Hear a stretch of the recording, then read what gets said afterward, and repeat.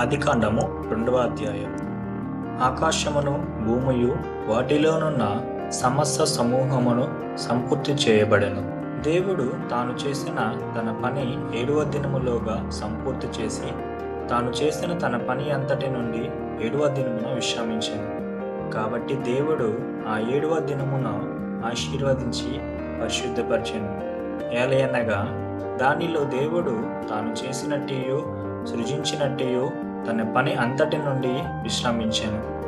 దేవుడైన యెహోవా భూమిని ఆకాశమును చేసిన దినమందు భూమి ఆకాశములు సృజింపబడినప్పుడు వాటి ఉత్పత్తి క్రమము ఇదే.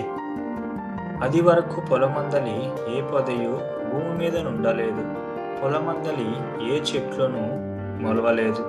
ఎలయనగా దేవుడైన యెహోవా భూమి మీద వాన కురిపించలేదు, నేలను సేద్యపరచుటకు నరుడు లేడు.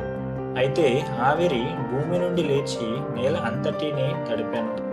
దేవుడైన యెహోవా నేలమట్టతో నరును సృజించి వాని నాసికారంధ్రములో జీవాయువును ఊదగా నరుడు జీవాత్మ ఆయను.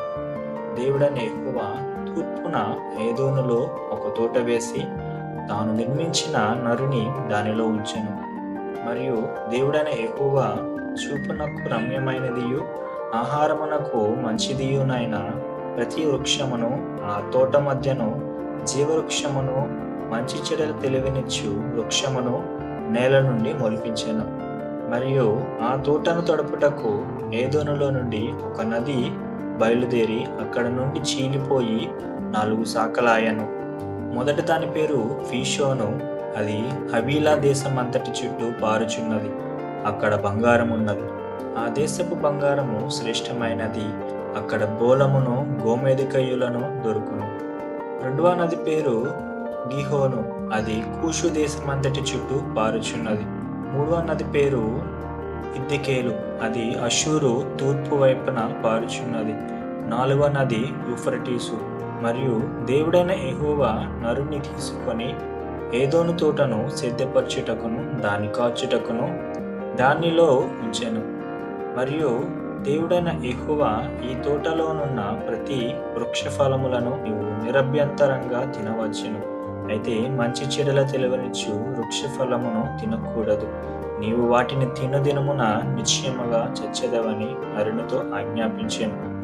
మరియు దేవుడైన యెహోవా నరుడు ఒంటరిగా నుండుట మంచిది కాదు, వానికి సాటి అయిన సహాయమును వాని కొరకు చేసేదననుకొనెను. దేవుడైన యెహోవా ప్రతి భూజంతువులను ప్రతి ఆకాశ పక్షిని నేల నుండి నిర్మించి ఆదాము వాటికి ఏ పేరు పెట్టెనో చూచుటకు అతని యొద్దకు వాటిని రప్పించెను. జీవము గల ప్రతి దానికి ఆదాము ఏ పేరు పెట్టెనో ఆ పేరు దానికి కలిగెను.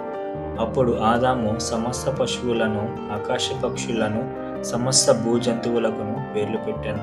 అయినను ఆదామునకు సాటి అయిన సహాయము అతనికి లేకపోయాను. అప్పుడు దేవుడైన యెహోవా ఆదామునకు గాఢ నిద్ర కలుగజేసి అతడు నిద్రించినప్పుడు అతని పక్కటెముకలో ఒక దానిని తీసి ఆ చోటను మాంసంతో పూడ్చివేశాను.